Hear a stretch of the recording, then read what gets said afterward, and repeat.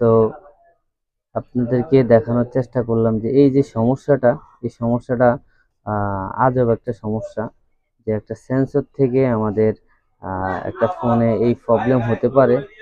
তো আমি যেহেতু এই ফোনটির এইভাবে সলিউশন দিয়েছি, আপনাদের যদি কাছে কখনো এই ফোনটি আসে, তাহলে আপনারা সেম ভাবে এই ফোনটিকে এভাবে সলিউশন দিতে পারবেন।